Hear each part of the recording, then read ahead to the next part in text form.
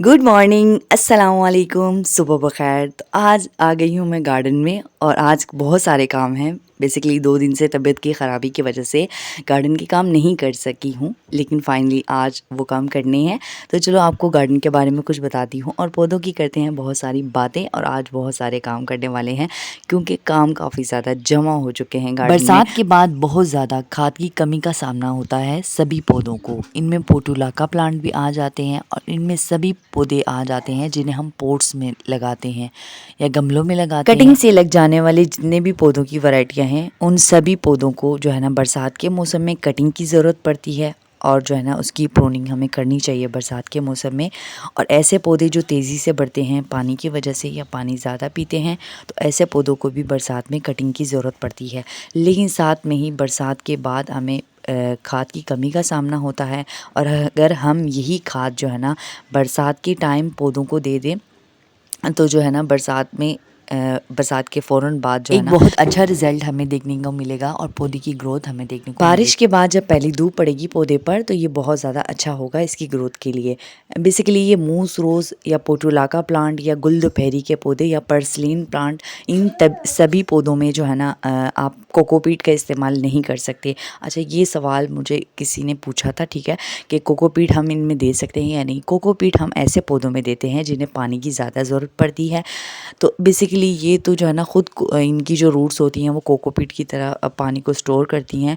और अगर हम इनके पोट्स में कोकोपीट डालेंगे तो इनमें जो है ना रूट हो सकता है, या पानी की एक बड़ी मिक़दार जमा होने की वजह से जो है ना इनमें मसाइल का सामना देखने को मिलता है, या जो है ना फ्लावरिंग की कमी हो जाती है।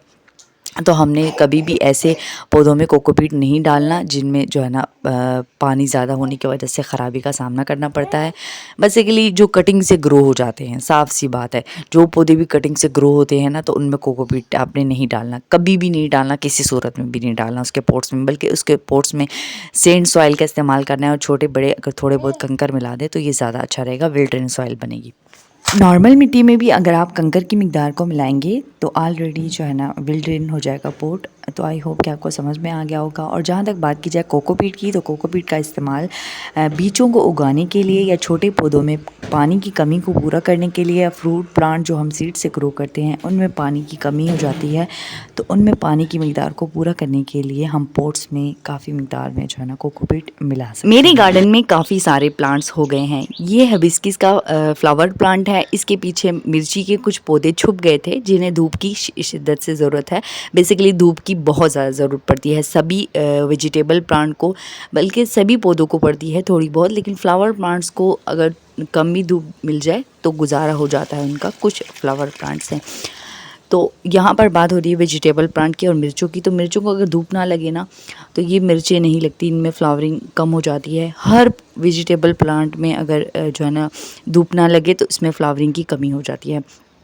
तो वहाँ पर जो है ना मैंने शिफ्ट किया दूसरी जगह पर उस पौधे को, और यहाँ पर जो है ना मैंने गार्डन की कुछ सफाई की है। और वो सामने जो आप देख रहे हैं जगह, यहाँ से मैंने मूस रोज़ फ्लावर प्लांट निकाले हैं। और यहाँ पर मैंने जो सीड से लगाए हुए पपीते के प्लांट थे तो यहाँ मैंने वो लगाए हैं। अभी आपको नज़र नहीं आ रहे, लेकिन जब ये बड़े हो जाएंगे तो यहाँ पर सारे आपको कीचू के दरख्त के पास पपीते के प्लांट देखने को मिलेंगे। और ये जो है ना मैं पोट्स में लगा दूँगी इन मूस रोज़ फ्लावर प्लांट को।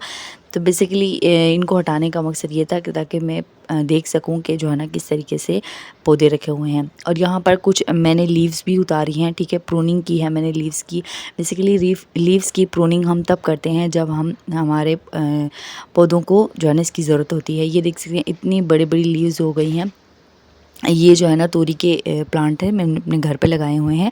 तो आज जो है ना मैंने तोरी के जो नीचे के पत्ते थे वो मैंने उतार दिए हैं। बेसिकली नीचे के जो सारे पत्ते उतारने पड़ते हैं क्योंकि धूप की कमी हो जाती है और अक्सर ये सूख भी जाते हैं, इनका कोई इतना फ़ायदा होता नहीं है और ये ग्रोथ में भी काफ़ी ज़्यादा मदद करते हैं अगर हम इसे उतारते रहें। तो यहाँ पर जो है ना मिर्ची के पौधों को इनकी वजह से धूप की कमी हो रही थी, और जो है ना मिर्ची में फ्लावरिंग नहीं होती अगर धूप की कमी हो।